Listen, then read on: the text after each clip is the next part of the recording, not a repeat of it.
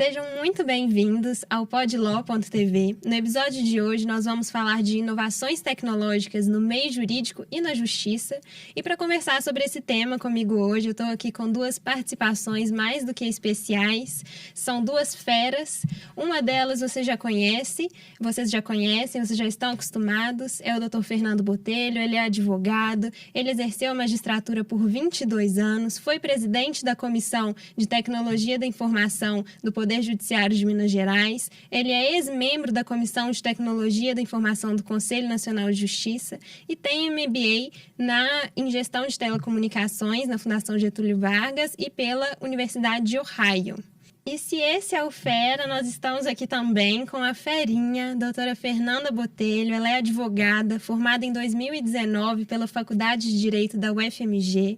Compõe há 7 anos a nossa equipe do contencioso civil empresarial e consultivo estratégico do escritório Fernando Botelho Advogados. Em 2018, ela realizou na California State University Northridge o curso de Digital Companies and E-Business Revolution. E trabalhou em 2019 em Nova York, nos Estados Unidos, no gabinete da juíza Edwina Mendelsohn, na Corte Criminal de Nova York, compondo seu clerk e o Office for Justice Initiatives. Então, com vocês, Dr. Fernando Botelho e doutora Fernanda Campos Botelho. Muito obrigado. Ei, Fernanda. Olá. Acho que só esqueceu de falar que nas horas vagas eu também sou filha e irmã dos dois, né?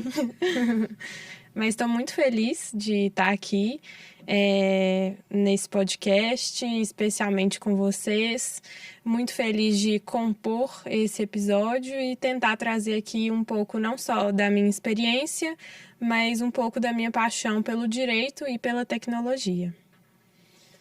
Bom, da minha parte, eu preciso fazer a brincadeira que ficou disseminada em casa, antes de mais nada. Acho que nos domingos, nos almoços de domingo, a ideia, a paixão pelo direito, antes de mais nada, e pela tecnologia, pela inovação, pela forma diferente de pensar as soluções da nossa vida social e dos problemas, com base na solução legal, e a forma mais inovadora, que envolve sempre a tecnologia da informação e da comunicação, e isso contaminou os filhos, né? O Lucas já esteve aqui conosco, o Lucas é estudante de Direito hoje, a Fernanda é a filha mais velha, é advogada no escritório, como foi dito na apresentação, a Isabela é a filha do meio, e eu sou o sênior. Então, vou lembrar aqui da mãe, da Bernadette, que é também advogada e sócia do escritório, mas eu sou o sênior que vai aprendendo aí com essa turma e discutindo isso nos domingos, nos almoços de domingo. É o bem ou mal de família, né? Exatamente, bem ou mal de família, exatamente. Bom, o tema é muito interessante, a gente escolheu porque ele está sempre atual. A área nossa, a área interpretativa de problema social, econômico, político, sob a ótica jurídica, recebeu muito pouco da tecnologia, da forma tecnológica de solucionar, resolver, decidir, e até mesmo os problemas da tecnologia na vida humana geraram pouca equação jurídica. A história humana não mostra muito da tecnologia eletrônica que me refiro. Não das tecnologias em geral, por exemplo, da física, da mecânica convencional trouxe muito problema. Basta dizer, por exemplo, a mecânica de automóveis, só a dinâmica dos automóveis, por exemplo, dos motores a explosão, trouxe muita coisa.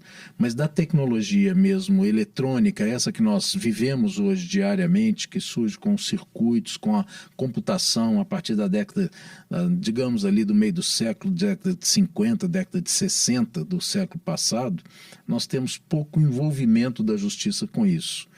E agora nós temos um momento crucial em que a vida jurídica praticamente passou a ser uma vida de problemas eletrônicos, de modo geral, com certeza. de problemas digitais, de problemas inovadores da eletrônica, tanto na vida comum quanto nos mecanismos de justiça. E eu acho que esse tema é, portanto, muito atual, muito presente. A gente vai falar alguma coisa aqui da tecnologia da informação na vida e vamos falar da tecnologia da informação na justiça brasileira, que também está passando por um momento que eu diria é o momento 2 aqui de grande modificação e vale a pena a gente tratar. Não é isso, Fernanda? E eu acho que para aqueles que acreditavam que essa mudança viria em 20 anos, 2050, com carros que voam, acabaram por se assustar, né? Porque a pandemia acabou acelerando um pouco. Tanto a demanda pela tecnologia, pela inovação e pela solução, quanto a ansiedade mesmo das pessoas por novos mecanismos de contato, por novas assistências, auxílios, e a tecnologia acabou, na minha opinião, sendo a protagonista da solução trazida pela pandemia. Então, a gente viu a tecnologia na medicina, a tecnologia acompanhando a importação de insumos, a tecnologia conectando pessoas, a tecnologia sendo a solução de equações, tanto de saúde quanto da vida. Então, eu acho que acabou que acho que a gente pode até falar numa nova revolução industrial, foi acelerada com a chegada do vírus do Covid. Então, a gente fala aqui de algo que poderia ser previsto para daqui 5 anos, mas que estará aí em pauta, em voga amanhã. Então, assim... Quer dizer, parece que o vírus separou as pessoas e uniu. Separou fisicamente, porque era preciso separar, e uniu eletronicamente através de uma necessária imposição de que ninguém vive separado. Me lembro bem aqui de um momento dramático dos hospitais, das internações, em que os pacientes mais graves em UTIs, unidade de tratamento, era disponibilizado para eles um telefone celular para poder fazer uma videoconferência que fosse com a família. Quer dizer, é um fenômeno dramático da vida que mostra exatamente o que você está dizendo. Quer dizer, naquele momento crucial, entra o melhor instrumento da tecnologia da informação em mobilidade restrita, em telefonia móvel, celular, para fazer com que a pessoa possa celebrar um mínimo de convívio com o seu ente querido e, não obstante, estivesse tratando da vida e tentando passar pelo risco de morte ali. Então, eu acho que esse momento mesmo da pandemia é o definidor, um divisor de águas no convívio de modo geral. E a tecnologia entrou nas nossas casas, né? No backstage. Então, as compras pela internet geraram novos problemas, novos conflitos que antes não eram pauta do judiciário. Os dispositivos inteligentes que viraram o centro das nossas casas e das nossas famílias. Então, a Alexa se tornou aí um grande sucesso da Amazon. A nossa comunicação com o comércio, com os marketplaces, com os agentes aí, com os players, toda foi revolucionada por um boom de tecnologia que aconteceu ali, tanto como fruto, quanto como iminência ali tanto do problema do Covid com a necessidade da sociedade. Então, eu acho que a gente fala aqui de uma era tecnológica nova, atual, e que afeta tanto as nossas vidas, os nossos hábitos de consumo, o mercado, os aparelhos, quanto a justiça em si, tanto como consequência final, né, dessas alterações, quanto a justiça como protagonista mesmo das inovações tecnológicas. Um instrumento, né, para melhor eficiência dos operadores do direito, né, maior celeridade no trâmite dos processos, né? Pois é, então tá pacificado aqui, tá acertado, fizemos o acordo de que é um mundo de novidades que a gente tem que falar.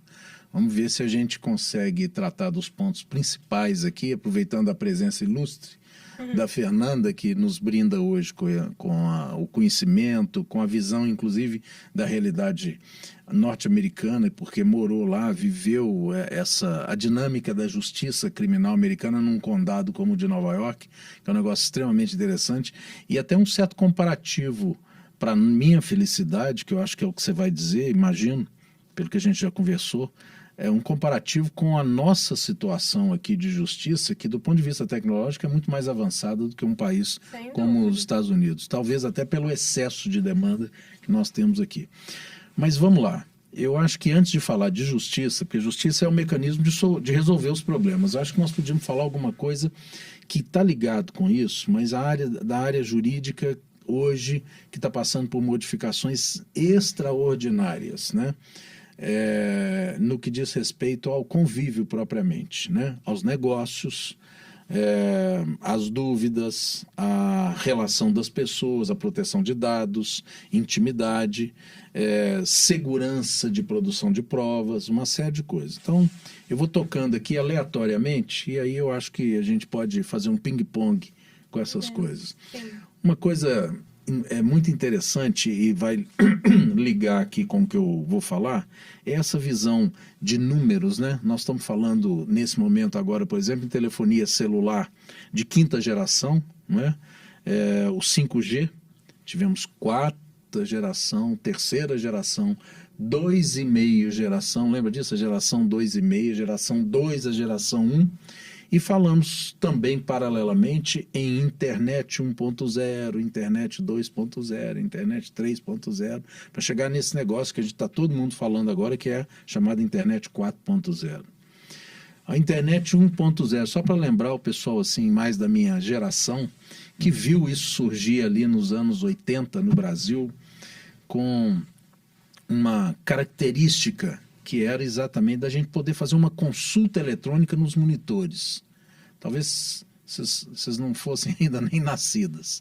Quando a gente começou a ver que dava para usar a computação não como um elemento estático de produção de serviço, de atividade, mas com um elemento interconectado com outra máquina e obter conhecimento, conteúdo de outro equipamento. Eu diria assim, é o primeiro momento da internet, né? Os computadores se conectaram e a gente começou a receber conteúdo remoto vindo nesses computadores.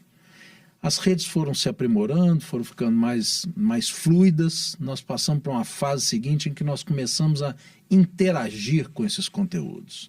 Eu vou dar um exemplo aqui para o pessoal da área jurídica, eu acho que fica fácil, que é uns comentários, por exemplo, lá naquelas reportagens, ali já na década de 90, a gente entrava, a tela custava encher o monitor, tão carregada que era a imagem, o texto, para as redes, que eram redes pequenas ainda, telemáticas, redes de telecomunicações, mas já começava uma interatividade. E dali dá um salto significativo já na virada do século e até o momento atual, que é a chamada internet 3.0, em que nós começamos a fazer uma interação significativa do ser humano com as máquinas, das máquinas entre si, a ponto delas começarem a se conversar de uma forma quase que automatizada.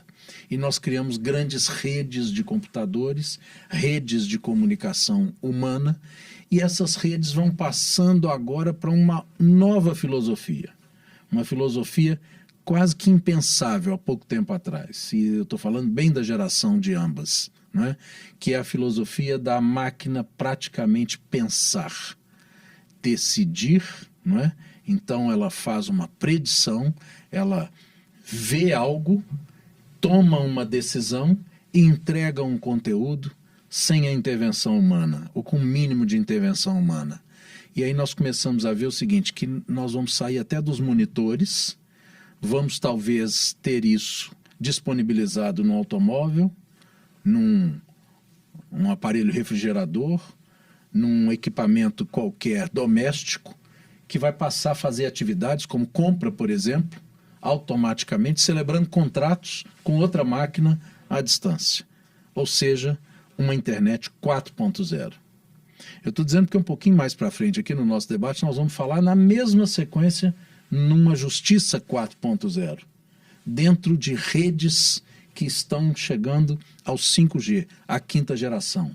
Redes que fazem a transmissão, a subida e a descida dos conteúdos, imagens, som, textos, etc., com uma velocidade estupendamente maior do que foi feito até agora. E isso muda a vida das pessoas. Eu quero pôr essa provocação aqui para ouvir um pouquinho de vocês, o que é que nós podemos ter com isso. Deixa eu acrescentar mais um ponto. E quando a gente começa a fazer uma forma de integração dessas redes, através de registro criptográfico dos conteúdos, que eles vão se tornando imutáveis dentro dessas redes, e eu crio ali dentro blocos de registro universais, transformando a segurança de identificação desses documentos dentro das redes telemáticas, criando coisas que vêm aí do inglês, o anglicismo de blockchain, criptografia, NFT, non-fungible token, os tokens de encriptação, criam moedas digitais, ninguém entende o que é isso, o que é uma moeda, instrumentos de pagamento. Entro então na internet 4.0. E nós, da área jurídica, o que será de nós? O que será da nossa atividade? E os problemas? E a justiça 4.0 ou 5.0? O que é que elas vão fazer? Fico aqui na provocação, Fernanda e Isabela. Eu, como advogada, eu já vejo aí várias vertentes, várias. Acho que só de citar a palavra dados, a gente já pode pensar aí numa pirâmide de problemas, de necessidades, de cautelas especiais, né? Dizem, por exemplo, você tratou primeiro aí dos dados, dizem ser o novo petróleo, né? Porque a partir dos dados e com uma máquina, um algoritmo potente como esse... O que é algoritmo? Bom, para o pessoal da área jurídica. Para o pessoal da área jurídica aqui. Aqui é bom dizer, aqui não tem nada combinado, então nós vamos fazer a provocação de surpresa. O que é algoritmo? E essas provocações acontecem até no ambiente familiar, a gente se desdobra ali para tentar responder. O algoritmo ele é mesmo uma operação, né, matemática, e quando eu falo aqui do algoritmo, eu estou falando do mecanismo utilizado pela máquina num processo de machine learning de processar uma informação e me fornecer ali um resultado. Então, eu crio uma fórmula matemática para que a máquina obedeça um comando e me dê ali um resultado. O que é machine learning? Machine learning é uma técnica de ensino. Tradução primeiro, porque nem todo mundo... É o aprendizado da máquina. É uma técnica de ensino da máquina, falando de uma forma... Máquina ou computador? Nós estamos aqui com dois computadores aqui em cima. O computador aprende, é isso? Aprende. Aliás, há discussões, né? Ele de fato aprende. Há inclusive uma discussão bem bacana. Existe um estudioso que ele é o Alan Turing. E ele realiza o que ele chama de... que ficou conhecido, né, como Turing Test. Que é o seguinte, ele coloca um homem e uma mulher e ele se corresponde. Vou falar aqui de uma forma mais dinâmica, sem me atentar às especificidades do teste, atentando à conclusão. Mas ele coloca o desafio para o homem e para a mulher de um fingir que é o outro. Então, o homem tem que convencer a ele de que ele é a mulher e a mulher tem que convencer a ele de que ele é o homem. Com a máquina, ele coloca a máquina para convencê-lo de que ela é o homem. E se a máquina conseguir produzir, né, fornecer uma produção que seja entendida e possa ser compreendida com as mesmas qualidades do humano, ou seja, que a máquina consiga se passar pelo humano, aí a gente está diante de uma máquina autônoma, independente. Que passou no processo de machine learning. E aí a gente pode falar, existem várias formas de machine learning, tem a supervisionada em que... Mas, então, deixa eu devagar. Quer dizer que nós estamos falando de máquina, aprendiz, mas nem por isso um aprendiz autônomo, e talvez um aprendiz autômato, porque há quem use o algoritmo de programação para dizer que essa máquina é mulher. E há quem diga que a outra máquina é homem. Eu estou dizendo já numa segunda, ou num terceiro, quarto, quinta provocação, é que para efeito jurídico, por exemplo, ou para efeito de decisão, eu preciso saber que aquele que detém o poder da tecnologia, ou seja, no caso específico, o algoritmo de programação, pode interferir na qualidade e no nível do aprendizado. Sim. Eu digo o seguinte... E se eu inserir um algoritmo de predição preconceituosa, racial, sexual, política, econômica, o que seja. Essa máquina aprenderá a predizer algo com uma contaminação de preconceito. Sim. Ela não é autônoma, ela passa a ser autômata. A questão é mesmo, essa é uma das grandes discussões. A questão é que quando a gente está falando de uma máquina autônoma, existe o que, pelo menos, a doutrina jurídica fala, que a máquina ela pode ser organizada na estrutura de árvore, ou seja, se A é B, então eu consigo predizer, eu consigo fazer uma previsão do comportamento dessa máquina, ou existe mesmo a máquina formada por redes neurais. A essa máquina, você fornece imagens de gatos, sem dizer à máquina que se tratam de gatos, e depois de ver várias imagens e cruzar várias informações, ela consegue te dizer não só que é um gato, mas a raça do gato, o tipo do gato e o tamanho do gato. Então, quando você fala aí das máquinas, de fato, que elas têm essa autonomia estruturadas através de redes neurais, você pode fornecer a ela um ambiente que você considera perfeito, imune a preconceitos e vieses, que mesmo assim pode correr o risco dela, num cruzamento de dados, tirar dali e exprimir um preconceito ou um viés que está enraizado. Eu acho que essa é uma grande discussão que vem aí, porque, inclusive, a respeito de responsabilidade civil, já que as melhores máquinas, os melhores e mais potentes algoritmos, são aqueles estruturados dessa forma, através do machine learning e com as redes neurais. Já que a outra estrutura, ela é muito limitada. Se você tem uma máquina que consegue fazer um cruzamento de dados, ela vira uma perfeição, ela é um humano perfeito. Quer dizer, ela opera dentro de um conceito, eu não diria perfeito, mas de quase perfeição da chamada inteligência artificial. Quer dizer, ela consegue reunir, através de softwares potentes, algoritmos potentes, uma capacidade quase que de retroalimentação das informações e quase que de metabolismo das informações para que ela possa fazer predição com o próprio software instalado nela. Seria mais ou menos isso? Mais ou menos mais ou menos isso. Bom, então vamos lá.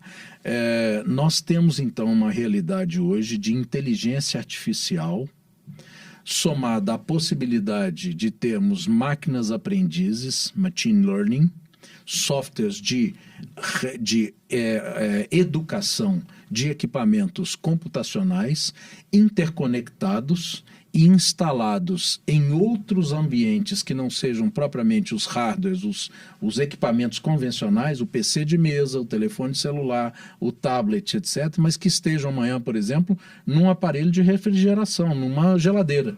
E ela faça acionamento de compra e recompra do leite da semana de uma família, celebrando contratos inteligentes com outra máquina de um supermercado, por exemplo. Sim. Um smart contract, para que a gente possa falar aquilo que as pessoas entendem e usando os anglicismos que vão pilotando tradicionalmente as coisas de tecnologia. Isso é possível hoje. Sim.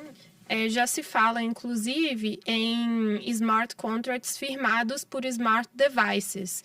Então, por exemplo... Ou seja, equipamentos inteligentes fazendo contratos inteligentes. Inteligentes no sentido de que eles são automatizados e eles são autoexecutáveis. Eles fecham de forma autoexecutável sem que haja a interação humana. Aquilo que, em direito contratual, nós falamos como autonomia da vontade, a manifestação livre da vontade para a celebração de uma obrigação contratual. Essa vontade deixa de ser humana e passa a ser da máquina. E pode ser complicado também no meio jurídico, né? Muito, porque como que eu vou provar que aquela vontade manifestada pelo computador é a mesma vontade daquele que está por trás do computador? Exato, e aí já se fala, inclusive, numa eventual relação de mandato, mas o mandato necessita que o mandatário seja pessoa.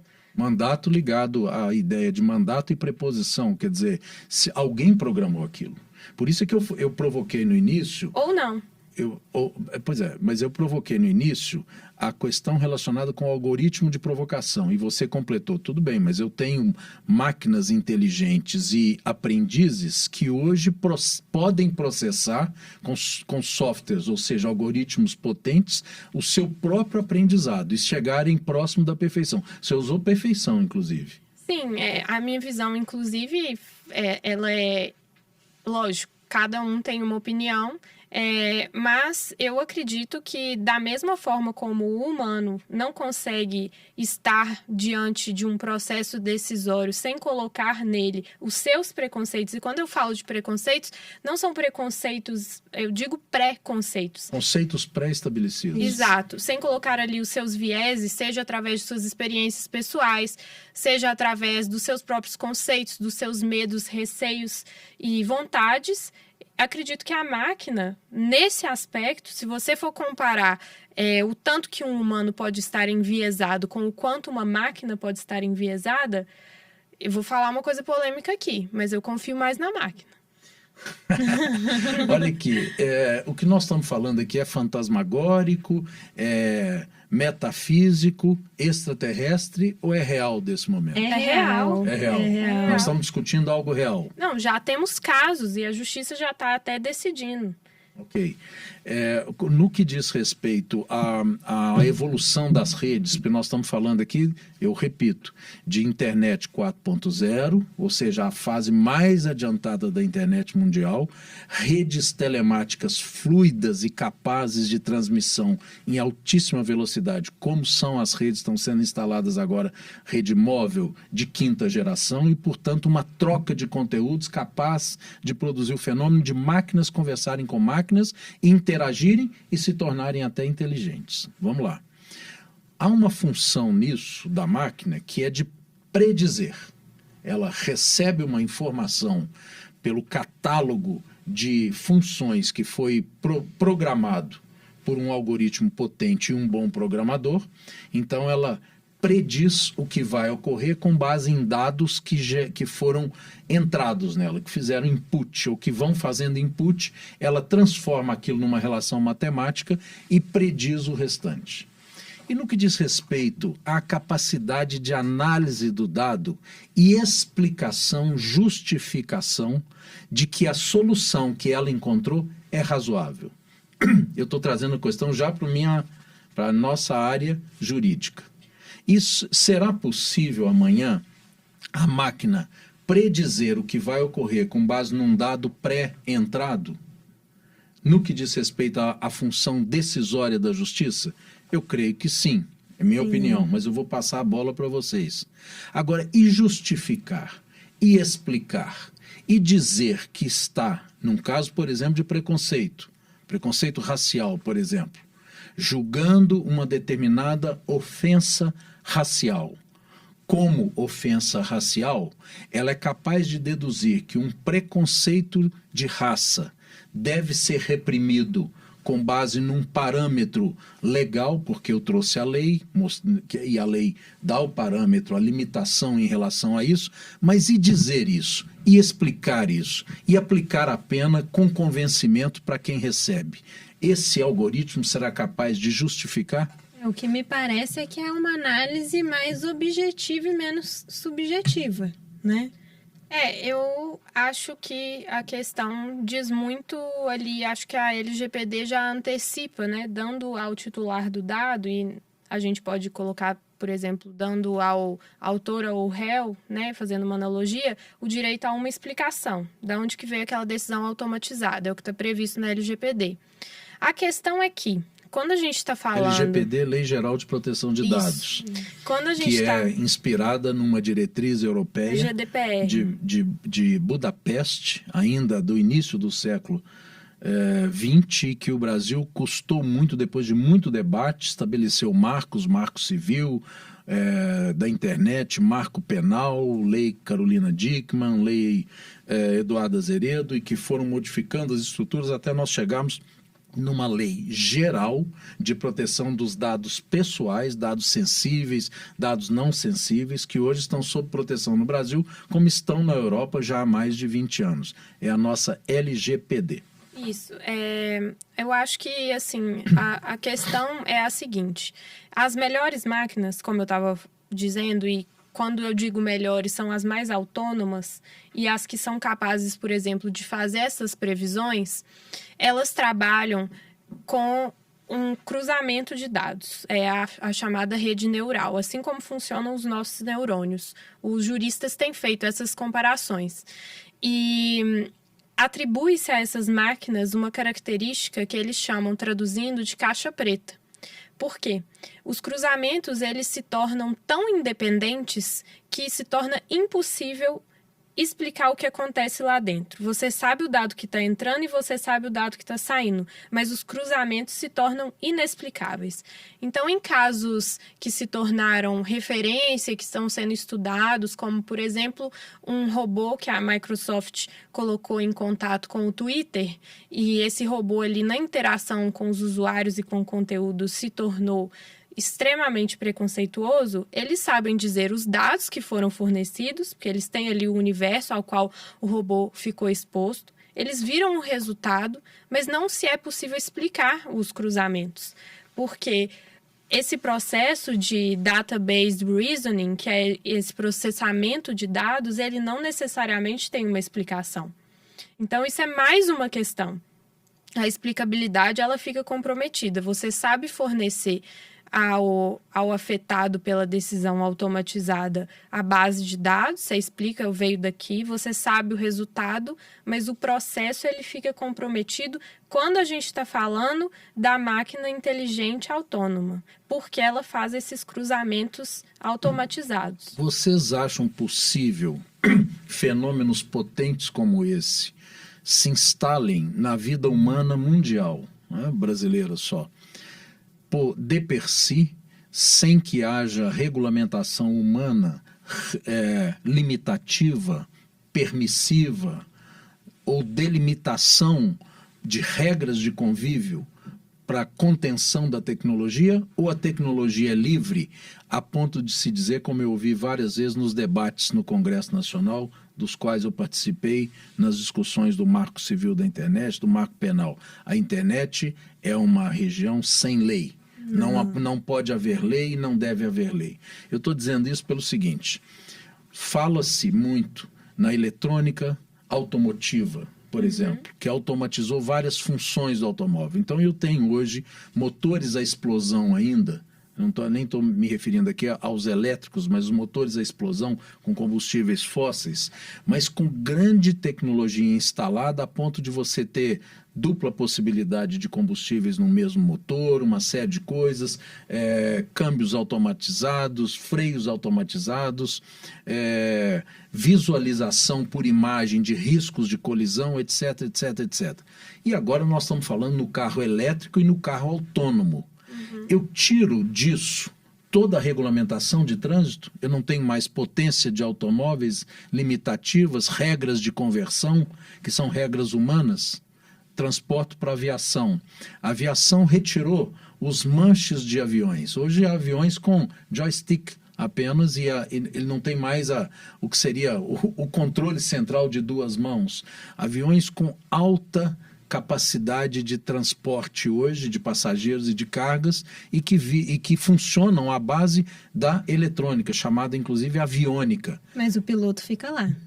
O comandante está ali para regular a aviônica e as regras de tráfego estão rigorosas. Eu vou lembrar aqui de uma determinada empresa americana que trouxe para o consumo mundial uma determinada aeronave com uma tecnologia extraordinária, que era um pitot, que é um equipamento que fica por fora da aeronave para controle de vertical ou não, e que ele entrou em parafuso com a aviônica e derrubou 2 aviões no espaço de 60 ou 90 dias, matando um monte de gente, teve que ser retirado do mercado. Nem o próprio piloto conseguia controlar a tecnologia que estava atuando sozinho. Pior, o que se informa é que não foram treinados nessa aplicação eletrônica, então não sabiam controlar a crise eletrônica. Então o que nós precisamos saber, esse fenômeno todo que você está dizendo, de máquina falar com máquina, de fazer contrato inteligente entre si, as máquinas, vão funcionar fora das regras do direito? Acabou o direito nisso? Ou elas entram numa realidade em que nós apenas mudamos a parafernália instrumental e passamos a ter a necessidade de ter novas regras para estabelecimento dos limites? Eu acho que a tecnologia ela tem que ser vista como instrumental e não como substitutiva da vontade, da capacidade humana, porque a capacidade humana ela é insubstituível em certas atividades. Em certas atividades, sim.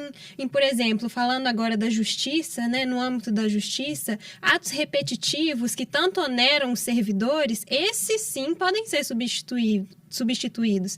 Agora, se a gente pensa em casos complexos, casos que nós tanto vemos, né, no nosso dia a dia, esses casos, eles demandam uma mente humana, eles demandam uma análise mais aprofundada e não uma análise programada. Então, eu acho que sim, a tecnologia vem para ajudar, para auxiliar, mas nem sempre para substituir e atuar sozinha. Eu vou fazer aqui, então, um contraponto, na verdade. Porque pelo seguinte, para o investidor, se você for pensar, o aumento da tecnologia, o aumento das máquinas e até a vinda da tecnologia para o país, ela precisa de investimento. E o investidor, ele tanto é atraído por um ambiente extremamente regulado, onde ele consegue fazer previsões, quanto ele é atraído por um ambiente que não há regulação, porque vê-se aí uma oportunidade. Então, o que os juristas têm dito é que a dificuldade, né, o desafio não é a inovação tecnológica, mas a governança digital. Muito bom. E o que a gente tem que saber é que essa regulação ela tem que acontecer de uma forma em que o fenômeno tecnológico ele não tenha que se encaixar em regras, por exemplo, a lei de SA, que foi redigida há muito tempo atrás. Então, que o fenômeno atual não tenha que se encaixar em regras antigas, que os princípios sejam utilizados ali para tentar ver essa situação e que o próprio regulador dê oportunidade para que a regulação seja feita ao mesmo tempo e que ele participe. Então, se fala muito em algumas figuras, como o wait and see, que seria mesmo deixar a tecnologia desenrolar para ir regular. Mas a que eu mais gosto é a figura do sandboxing, que são ambientes de testes, onde o regulador dá para os empreendedores um ambiente livre, com limite de clientes, até para evitar danos maiores, em que ele desenvolva o seu produto. O regulador observa ali a experiência e, a partir de então, procura regular a tecnologia. E o que eu gosto muito é esse sandboxing, que eu digo que eu gosto, é que eu acho que é uma solução aplicável, mas o sandboxing com a participação do regulador. Então, o regulador testa por si só. E a CVM mesmo já tem uma sandboxing. Então, eu acho que é mesmo a solução, porque eu tenho medo que esse receio, esse anseio das pessoas, dos riscos, que são vários, já tem vários acidentes de automóveis, de robôs em shopping. E não precisa ser acidente... Drones. Não precisa ser acidente de vida ou morte, não. É uma ofensa, por exemplo, esse robô Tai, né, da Microsoft, eu tenho certeza que ele feriu a honra de várias pessoas. Então, invasão de privacidade. Esse anseio das pessoas e o medo da tecnologia, eu receio de que ele leve a uma regulação excessiva que impeça o crescimento tecnológico, o que também é negativo. Olha, você tocou num ponto extremamente interessante. Nos debates das duas leis, da Lei Carolina Dickmann e da Lei Eduardo Azeredo, que alteraram o Código Penal para criar o crime de invasão de ambiente eletrônico e que foi, na mesma ocasião, confrontado com o debate congressual do famoso marco civil da internet, veio para o Brasil uma discussão muito rica sobre a tipologia da tecnologia nas leis. Porque a lei não pode engessar a tecnologia de tal modo que eu tenho lei hoje regulamentando uma determinada conduta na rede, seja de rede telemática ou inovação na aviônica, na eletrônica de automotores, etc. e tal, e ela fica velha em 30 dias, 60 dias, porque eu tenho nova tecnologia que não está amparado por aquilo, como, por exemplo, disciplina de cilindrada de automóvel, etc. A lei deve ser aberta. Esse foi um conceito vindo da Europa e dos Estados Unidos na época, que a lei sobre tecnologia deve ser aberta, para que você tenha interpretação aplicativa no futuro. Muito próximo daquela visão do direito norte-americano de não fazer a interpretação com base numa visão histórica, e sim numa visão contemporânea da aplicação da lei. Ok, mas você tem rigores brasileiros, eu vou falar só do Brasil, mas em outros lugares do mundo, que são de garantias fundamentais das pessoas, com base exatamente na definição de fatos. Eu me refiro aqui, por exemplo, ao direito penal e ao direito tributário. O direito penal, por exemplo, ele vive à base de um princípio sólido que nos garante a todos de que não há crime sem que o fato tenha sido definido, mas definido nos seus estertores todos. Então, por exemplo, eu amanhã pego uma rede de blockchain e crio determinado episódio, por exemplo, um registro de imagem danosa, boto numa rede dessa, que seja uma rede blockchain aberta e danifico a imagem de todos, eu pratiquei crime. Ah, mas eu não tenho definição desse tipo penal no Brasil. Se eu não tenho, não é crime. Eu tenho uma lesão sem a prática de crime.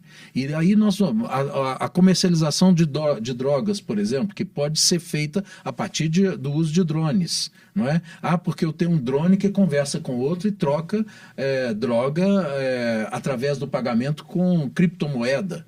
E nós vamos ver isso feito sem aparecer uma determinada pessoa. Então, nós vamos ter que chegar a uma discussão, que é uma discussão muito grande, da necessidade, talvez, de regulamentação de certas atividades e como regulamentar, para não engessar a inovação tecnológica, que agora diminui muito os ciclos. O que você tem hoje, você não tem amanhã. O que você não tem hoje, você tem amanhã.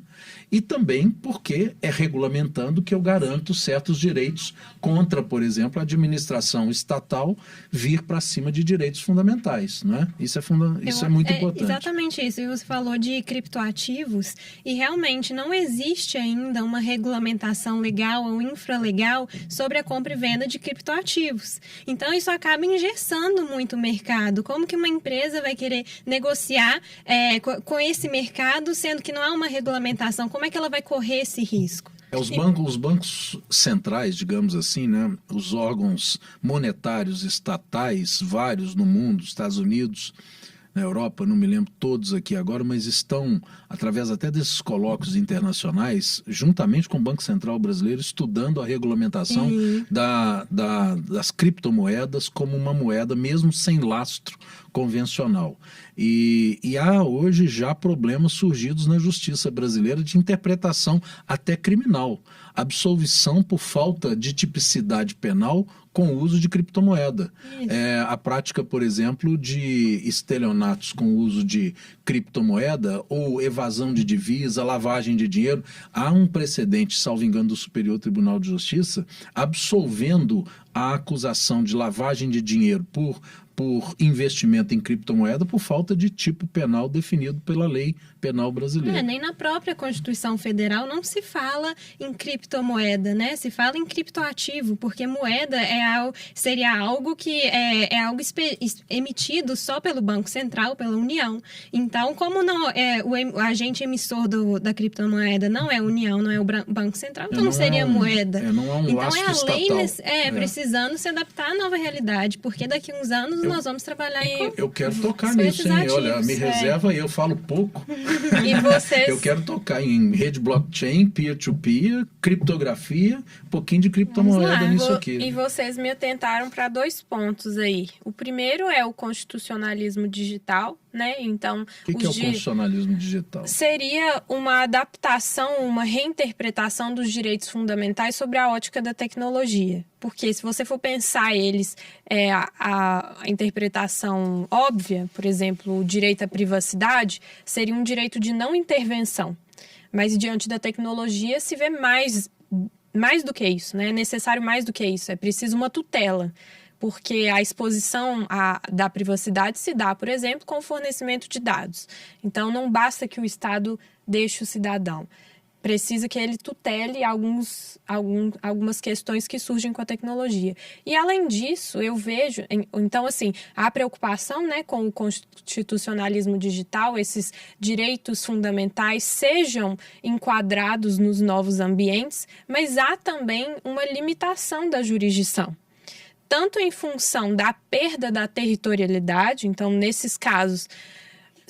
Aí você já está puxando o meu tema. O meu tema é Justiça 4.0. Nós vamos falar dele daqui a pouquinho. Já está na hora? Eu não sei como é que está o tema. Podemos seguir. Como é que está o nosso tema, o nosso tempo? Ué, eu sou a convidada só. Desculpa interromper, mas eu vou voltar a palavra para você. Eu quero só uma visão do nosso tempo até agora, se a gente pode prosseguir. Ok, desculpa, pode continuar. Eu vejo essa questão da jurisdição como o principal desafio para o Poder Judiciário. Por quê? A maioria das tecnologias, ela não tem um local físico. Então... Mas segura um pouquinho esse assunto. Posso pedir? Pode. Porque nós vamos encaixar isso no Justiça 4.0, senão a gente não entrou ainda no âmbito judicial. Temos muito para falar. Responsabilidade civil das máquinas, tudo. Sugere mais um, porque eu vou entrar aqui em blockchain. Eu acho que é interessante falar desse constitucionalismo digital e com os desdobramentos do direito à privacidade, pensando não só na ótica da LGPD, né, da proteção de dados, que é aí um assunto que está por toda parte. As pessoas estão tendo consciência agora de que os dados delas valem muito para as empresas.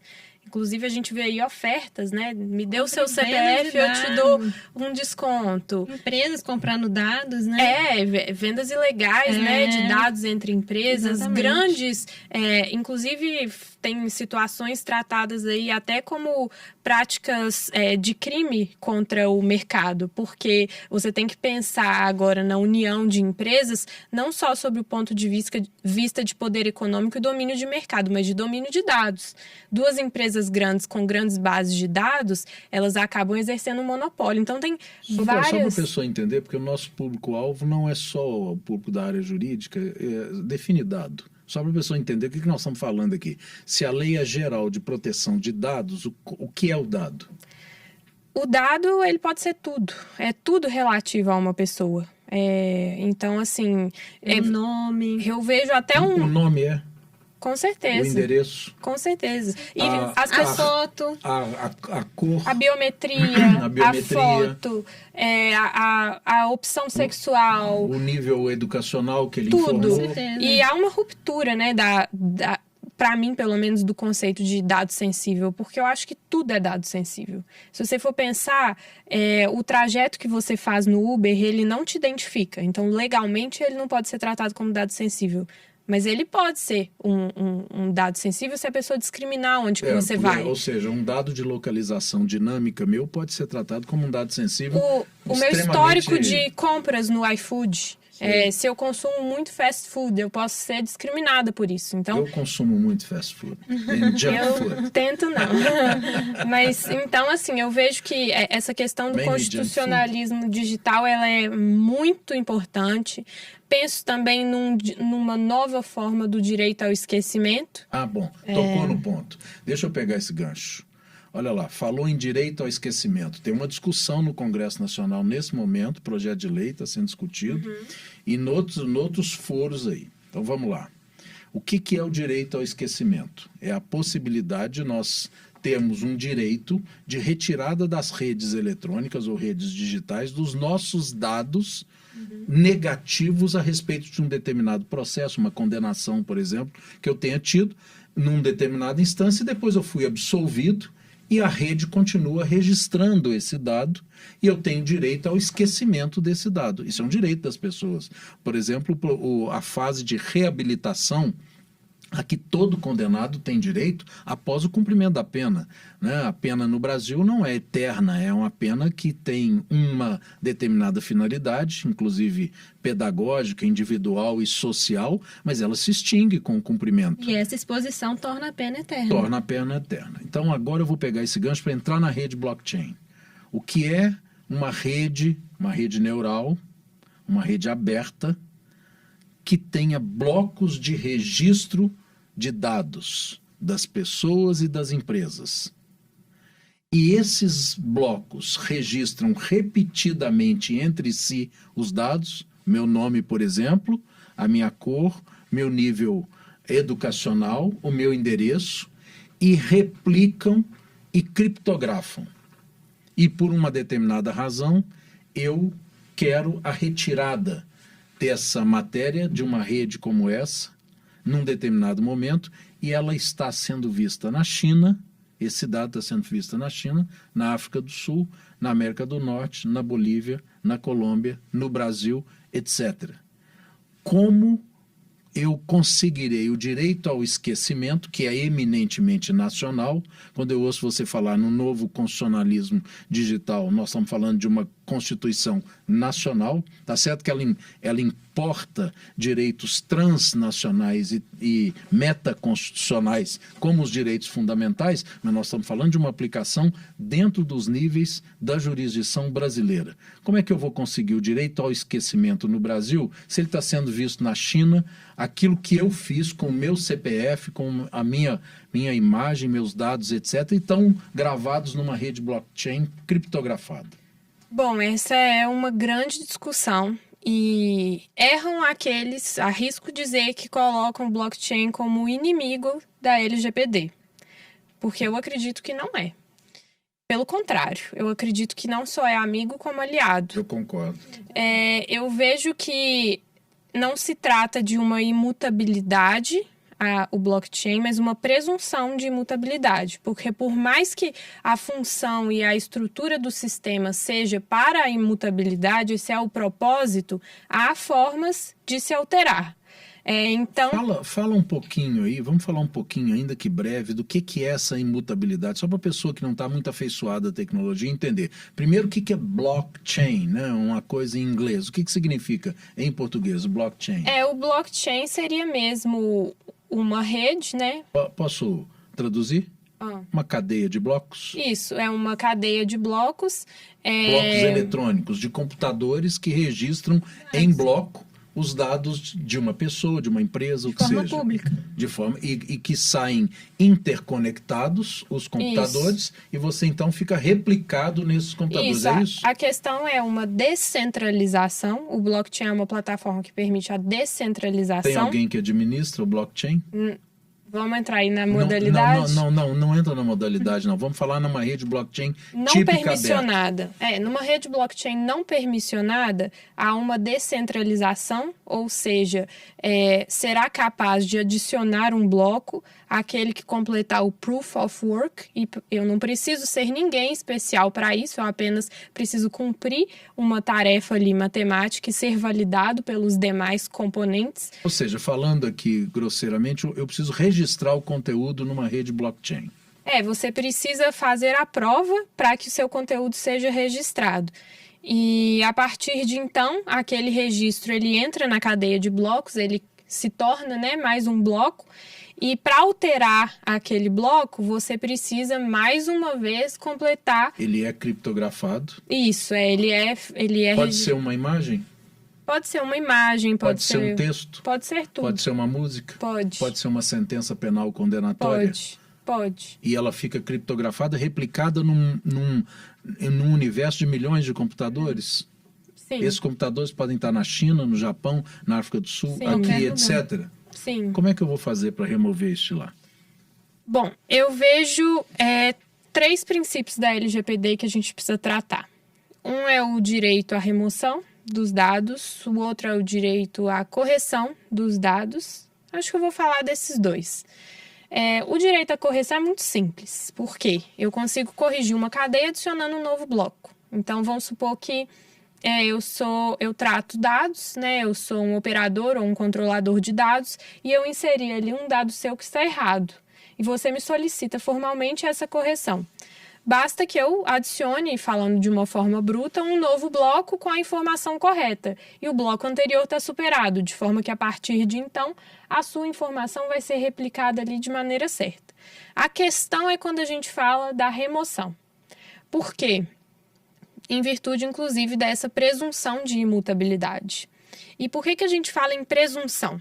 Essa presunção é legal ou é tecnológica? Tecnológica. Tecnológica. Mas como ela é muito certa tecnologicamente falando, ela implica num aceite de presunção jurídica de validade. Ela vai chegar... Pode ser até usada como meio de prova. Dada transparência, segurança, estou querendo chegar exatamente nesse ponto. Se eu tenho ali uma imagem minha praticando um determinado ato na Europa e que foi fotografado e inserido numa rede blockchain, eu posso talvez ter essa imagem usada contra mim ou em meu favor numa determinada justiça, pode ser americana, pode ser brasileira, etc., em razão do fato da imutabilidade tecnológica da rede blockchain não poder ser discutida. Porque são blocos de repetição. Uma transação que você faça fica ou uma transação com compra de moedas, por exemplo, ou de pagamento de mercadoria com uma criptomoeda, por exemplo. E assim, eu acho que o direito ao esquecimento, a gente tem que ver ele como uma expressão da dignidade da pessoa humana. Então, quando a gente fala aí numa exclusão, né, de um dado, com certeza é um desafio tecnológico.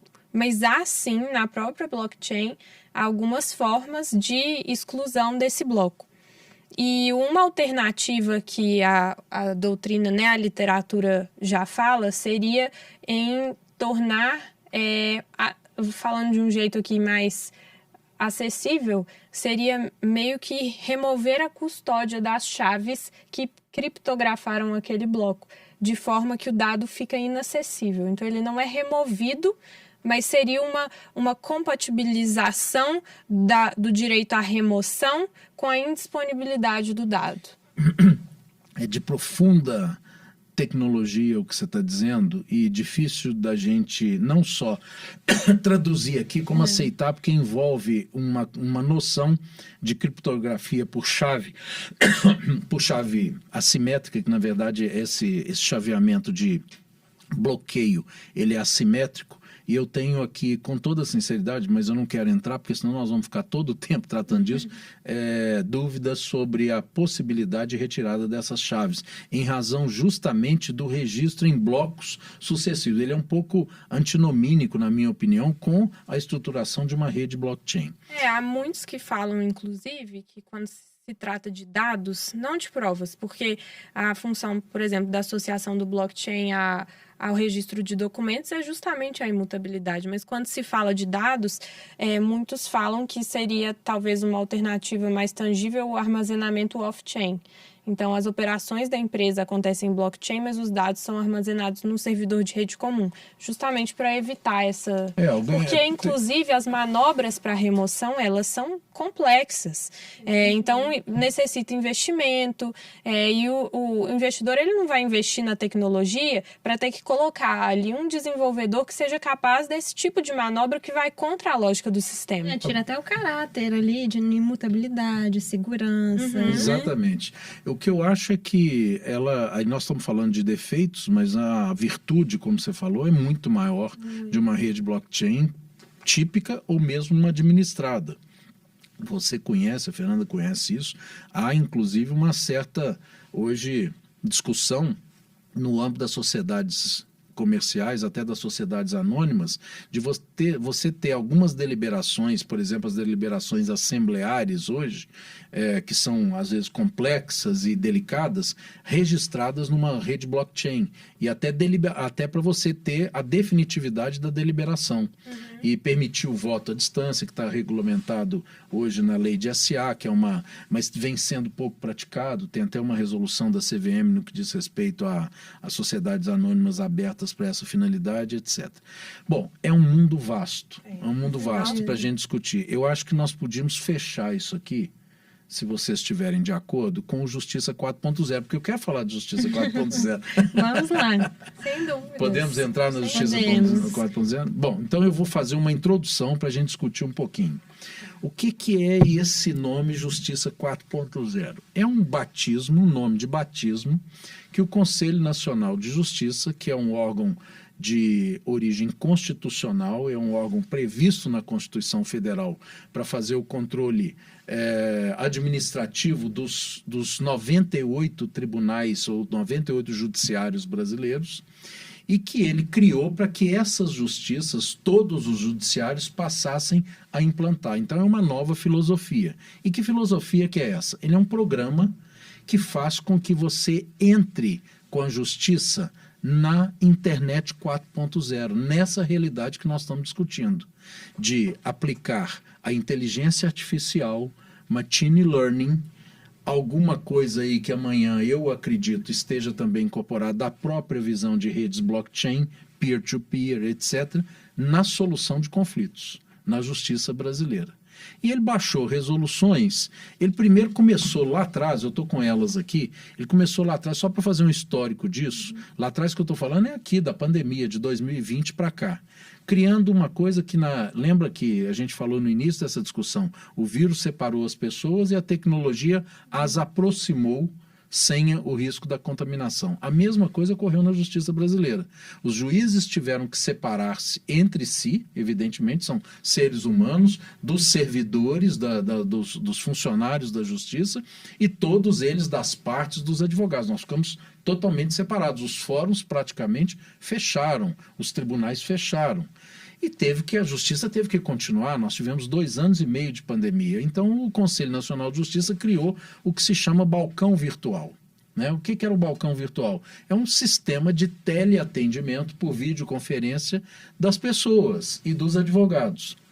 Do balcão virtual, ele passou logo em seguida, isso foi no ano de 2021, para instituir uma coisa chamada juízo 100% digital. Quer dizer, a ideia do atendimento à distância gerou no administrador, digamos assim, dos tribunais, a de criar justiças 100% digital. Eu não gosto da palavra digital porque ela confunde um pouco em razão da dúvida que o vocábulo traz, mas para as pessoas entenderem, são justiças sem recurso humano. Você não tem nem o funcionário, fisicamente, e nem o juiz. Então, elas estão funcionando lá quase que por si, quase que só máquinas. E, finalmente, agora mais recentemente, nós estamos falando do final de 2021 e foi renovado agora, ele transforma essa possibilidade de juízos totalmente eletrônicos nos chamados núcleos de justiça 4.0. E o que são esses núcleos? Eles redesenham, reorganizam a justiça. Justiça, por exemplo, que está lá na minha terra, em Araguari, que é uma grande cidade, uma bela cidade da divisa de Minas Gerais com Goiás, e que tem vários juízes, várias varas, não é a justiça que está na cidade do lado, de Uberlândia, nem tampouco a de São Paulo, nem a do Rio Grande do Sul, nem a de Recife, nem a do Pará. Cada justiça dessa está fisicamente instalada num local. A Justiça 4.0 propõe trazer essas justiças fisicamente instaladas para núcleos de julgamento, exame e atos processuais, como a videoconferência de interrogatório, coleta de testemunhas, etc., regionalizadas através de conexões computacionais e telemáticas. Essa é que é a visão. Diante disso, alguns tribunais já tiveram inovações extraordinárias, com base nessa visão até mesmo de máquinas funcionando. Fernando, eu estou indo um pouco adiante, porque esse projeto é muito novo. Sim. Né? O Justiça 4.0 está sendo replicado nos estados agora. Por exemplo, o Tribunal de Justiça do Estado de Minas Gerais, que eu tive a honra de integrar como desembargador do tribunal, como juiz que fui durante 22 anos, acaba de implantar os seus 2 primeiros núcleos de justiça digital no Tribunal de Justiça e na primeira instância agora em setembro. Nós não estamos falando nem de um mês atrás. Então, tudo isso novíssimo. Mas o que vai ocorrer é que máquinas estarão atendendo, digamos assim, às demandas dos advogados que representam a população na área criminal e na área civil, através do conceito de núcleos de justiça 4.0. Inclusive, um exemplo desse Justiça 4.0, ou algo próximo desse conceito, é uma iniciativa do Tribunal de Justiça de Pernambuco, que publicou recentemente, que é a instalação de um juízo, que ele deu o nome de robô, e batizou com o nome de expedito. Eu não sei a razão de ser expedito, mas o que é o expedito? Imagino que seja de rapidez na expedição, nos julgamentos. É, na verdade, uma máquina inteligente de julgamento. Não é? E outros, Tribunal de Justiça de Minas Gerais acaba de anunciar, coisa agora do dia 8 de outubro, a instalação de fóruns digitais e centrais de processamento eletrônico. Quer dizer, vai trazer atividades de varas convencionais para determinados centros onde está a população. Porque tem gente, por exemplo, que tem que andar 100, 200, 300 quilômetros até chegar numa vara para prestar depoimento, ser interrogado, ver o seu direito, e, na verdade, isso será centralizado em determinados núcleos eletrônicos, e não haverá neles estrutura física, nem prédio, nem pessoa atendendo. Haverá responsáveis pelo funcionamento. Ou seja, uma descaracterização progressiva da divisão judiciária clássica que se viu da justiça. E, ao final, essa visão, ela desguarnece, na minha opinião, ao invés de alargar, desguarnece o cidadão, porque o cidadão deixa de ter, e contra o Estado, propriamente dito, um ressarcimento passível de pretensão, por ser esse ressarcimento atribuível ao empreendimento da máquina. Acho isso uma revolução. Eu vejo mais aplicado no ciclo de consumo, por exemplo. Na relação privada. Aí não há dúvida nenhuma. Não há dúvida Mas quando nenhuma. envolve o Estado, aí eu acho que é diferente. Bom, eu não sei, eu acho que nós já passamos até do previsto no tempo, né, Isabela? Você que controla, mas eu no que diz respeito, porque eu vou ficar no Justiça 4.0 aqui, porque ele está aqui, ele está nesse ponto. Nós estamos em outubro de 2022 e nós estamos falando de um projeto que acaba de ser instalado no Tribunal de Justiça de Minas Gerais, por exemplo, em setembro, agora final de setembro. O expedito no TJPE é agora, do dia 11 ou 12, né? Então nós vamos ter que falar muito sobre isso, tratar muito disso. Do STJ. Do STJ, o robô Vitor, né? A gente já fala como se fosse assim. Pessoas, né? E a ideia de batizar essas Eu adoro a ideia de batizar. Porque você identifica Totalmente. aquilo, né? Eu acho que é interessante. Mas eu acho que esse é um assunto, assim, que se desse a gente Inesgotável. ficava até amanhã. Porque tratando. a gente pode falar também que só isso aqui, o Justiça 4.0, ele já abre campo para o surgimento de 5 profissões diferentes no direito. Nós não vamos mais falar de juiz, advogado, promotor. A gente vai falar de cientista de dados, engenheiro jurídico, a pessoa que faz a jurimetria. Então, eu acho que isso aqui... Jurimetria, você tocou ainda. Nós tínhamos que ter falado de jurimetria. Sabe, que é a métrica, é a aplicação da estatística à atividade jurídica. Isso é extremamente importante. Mas eu queria sugerir, porque hoje você inaugura, né, ilustra com a sua presença, a Isabela, que é a nossa coordenadora, estiver de acordo, a gente retomar esse tema nos pontos em que a gente tratou aqui. Vamos ver como é que o pessoal reage a isso, o que acham, e a gente retoma Tem suas isso. sugestões de algum tópico, né, que vocês pede para eu voltar. Pede para ela voltar. E convida outros para a gente fazer até uma Com multidisciplinariedade. certeza. Até porque eu não menti, ó, fera e ferinha. E eu acho que é melhor nós ficarmos por aqui, porque senão a gente vira mesmo de hoje para amanhã. Né? Eu queria agradecer, eu adorei participar, pode me chamar sempre, ainda mais sobre esse assunto que eu adoro. E você precisa falar um pouco aqui também sobre justiça criminal nova-iorquina. Nós vamos trazer, esse já está na agenda. Esse aí pode contar comigo, porque é muita coisa chocante, diferente e que não pode ficar só aqui, tem que ser compartilhado. Eu já estou ansiosa para isso. Tá bom, eu agradeço o convite, viu, Isabela? E agradeço o debate aqui com a Fernanda, aguardando que a gente retome esse assunto palpitante aí oportunamente. Muito bom, eu agradeço a presença de vocês, agradeço quem está nos escutando e peço, né, que nos siga nas nossas redes sociais, que assine nosso canal e continue nos acompanhando. Tem muita novidade, muita coisa boa ainda por vir por aí. E é isso, muito obrigada. Tchau. Tchau.